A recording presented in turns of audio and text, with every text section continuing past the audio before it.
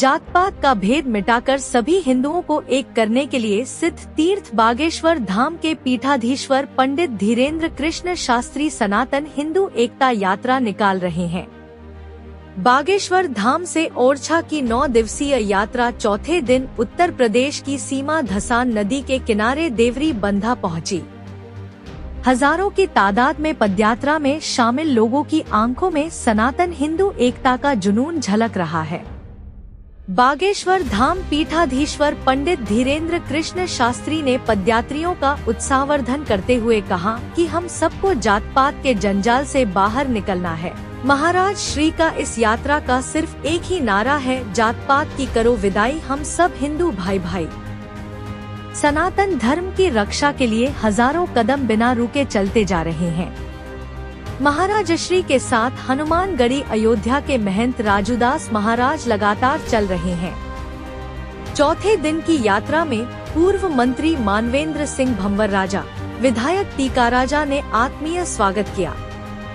कटनी के संत परशुराम महाराज भी यात्रा में सम्मिलित हुए। वहीं मंत्री मप्र शासन राकेश शुक्ला महाराज श्री के साथ यात्रा में शामिल हुए। चौथे दिन की यात्रा नौगांव से शुरू हुई। महाराज श्री की यात्रा जैसे ही आगे बढ़ी वैसे ही श्रीधाम वृंदावन के प्रख्यात कथावाचक पंडित पुंडरीक गोस्वामी शामिल हुए। उन्होंने पदयात्रियों को अपने आशीर्वचन से लाभान्वित करते हुए कहा कि जिसके हृदय में भक्ति जाग जाती है वह सनातन के लिए एकत्रित हो जाता है। उन्होंने कहा आज हिंदुओं को एकजुट होने की जरूरत है। उन्होंने सभी हिंदुओं से इस यात्रा को समर्थन देने का आग्रह किया। चौथे दिन की यात्रा का भोजन विश्राम बड़ागांव चेकपोस्ट बैरियर रहा। महाराज श्री ने यहां आए सभी संतों के साथ भोजन प्रसाद ग्रहण किया। इसी दौरान महाराज श्री के दर्शन करने आए अनमोल पुत्र प्रेमचंद्र अहिरवार 10 वर्ष को महाराज श्री ने अपने हाथों से भोजन कराया। जहां एक झलक पाने के लिए नन्हा बालक बेताब था, वहां महाराज श्री के हाथों से भोजन पाकर उसने खुद को धन्य माना। महाराज श्री ने उसका मुंह मीठा भी कराया और उससे कहा कि वह सनातन के लिए कार्य करे। बागेश्वर महाराज जैसे ही अपनी यात्रा के दौरान 4 लेन पर स्थित अलीपुरा गांव पहुंचे, वैसे ही लोगों ने उनका आगे बढ़कर स्वागत किया। महाराज श्री ने सभी गांववासियों से आह्वान किया कि अब से वे अपने गांव का नाम हरिपुरा के रूप में संबोधित करें। उन्होंने कहा कि इससे भगवान का नाम बार बार जुबान पर आएगा, जिससे हम सबका कल्याण होगा।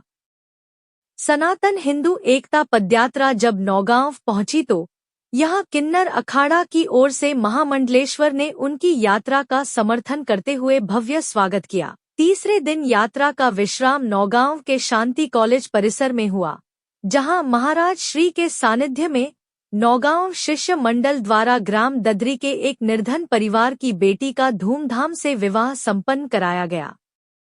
महाराज श्री ने स्वयं मंत्रोच्चार कर वरवधू का पाणिग्रहण संस्कार संपन्न कराया, साथ ही वर के पिता के साथ खूब हंसी ठिठोली भी की। नौगांव शिष्य मंडल द्वारा बताया गया कि ददरी निवासी लखन कोरी पेशे से मजदूर हैं और उनकी 6 बेटियां हैं। आर्थिक तंगी के चलते वह अपनी बेटी कल्पना का विवाह नहीं कर पा रहे थे। जब यह जानकारी शिष्य मंडल को मिली तो शिष्य मंडल ने महाराज श्री के सानिध्य में विवाह करने का निर्णय लिया। बेटी का विवाह नौरंगा जिला हमीरपुर उत्तर प्रदेश के रहने वाले योगेश के साथ संपन्न हुआ है। बारात के भोजन की व्यवस्था यात्रा के भंडारे में की गई थी। शिष्य मंडल की ओर से बेटी कल्पना को घर गृहस्थी की संपूर्ण सामग्री उपहार स्वरूप प्रदान की गई है।